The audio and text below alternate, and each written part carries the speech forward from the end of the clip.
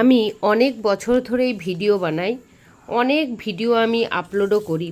সেখানে আমার ঘুরতে যাওয়া হোক, রান্নাবান্না হোক, বা বাচ্চাদের সাথে কিছুটা ভালো সময় খারাপ সময় কাটানোই হোক। কিন্তু আজকে যে ভিডিওটা তোমাদের সাথে শেয়ার করতে চলেছি সেটা খুবই বেদনাদায়ক। এতটা কষ্ট লেগেছে আমার দেখে, সেই জন্য মনে হলো যে ভিডিওটা তোমাদের সাথেও শেয়ার করি। এখানে যে ভিডিওটা আমি তোমাদের দেখাতে চলেছি, এই মানুষটিকে আমি চিনি না, জানি না, এবং এই মানুষটাকে কেউই চেনে না। এই মানুষটার কোনো আপনজন বলে কেউ নেই। দেখতে পাচ্ছ মানুষটা কিভাবে একদম লুটিয়ে পড়েছে। আজকে সন্ধেবেলা হঠাৎ পটাশকে নিয়ে বেরিয়েছিলাম ফুচকা খেতে। সবেমাত্র ফুচকা খেতে খেতেই দেখছি আমার বর দৌড়ে দৌড়ে গেল, গিয়ে কি শুনতে পেলাম অ্যাক্সিডেন্ট হয়েছে। দেখো এই ছোট্ট গাড়ি, তাতে লেখা আছে প্রতিবন্ধী। এই গাড়িটাতে করেই এই মানুষটি প্রত্যেক দিন রাস্তায় বেরোয় তার পেটের ভাত জোগাড় করার জন্য। তো আজকেও সেরকম বেরিয়েছিল। অনেকটা দূর রাস্তা পৌঁছে যাওয়ায় আসার পথে তার গাড়ির ব্যাটারিটার চার্জ ফুরিয়ে যায়। একটা রিক্সাওয়ালা, সহৃদয় রিক্সাওয়ালা, সে তাকে এই গাড়িটার সাথে দড়ি বেঁধে, তার রিক্সার সাথে দড়ি বেঁধে, এই যে দাদা বসে আছে উনি হচ্ছে রিক্সা চালক, উনি ওই রিক্সাটা ওনার রিক্সাতে দড়ি বেঁধে এনাকে টেনে টেনে নিয়ে আসছিল। তার সাথে এই যে দাদা, আরেক দাদা, উনিও ছিলেন। অবস্থা খুবই খারাপ। মাঝখানে ওই যে দড়ির যে ডিস্টেন্সটা অনেক হয়ে যাওয়ায় মাঝে একটা স্কুটি ঢুকে যায়, বুঝতে পারেনি যে ওটায় দড়ি বাঁধা ছিল।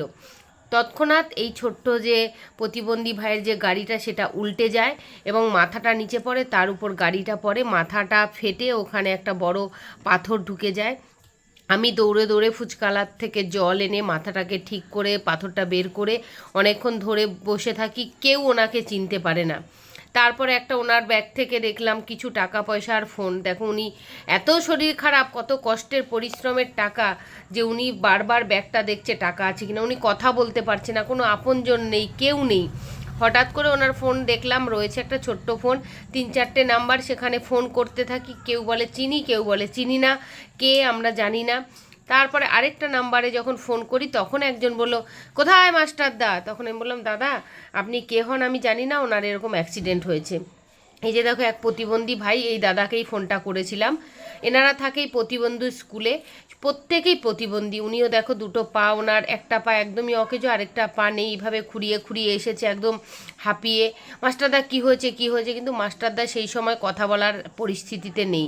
তাকে গাড়ি কিছুক্ষণ মাটিতে বসিয়ে হাওয়া জল টল দেওয়ার পর সে বসতে পারছিল না, তাকে আবার গাড়িতে তোলা হয়েছে। এই ভাইটি আবার 2-1জনকে ডাকে, তারা আসে, তারা প্রত্যেকেই প্রতিবন্ধী।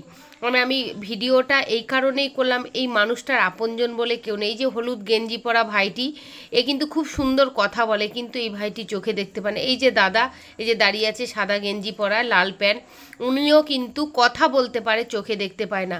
দৌড়ে এসছে, এসে বলছে কই কই মাস্টার, কই কই, কী হয়েছে কী হয়েছে, তাড়াতাড়ি হসপিটাল নিয়ে চলো। মানে পাগলের মতো করছে এরা। অ্যাকচুয়াল এই ভিডিওটা দেওয়ার একটাই কারণ, জন্ম তো কেউ দিয়েছিল, কেউ তো আপনজন আছে, কিন্তু কেউ ওনার পাশে নেই। শুধুমাত্র পাশে ছিল এই বন্ধুরা, বন্ধুরা দৌড়ে এসেছে।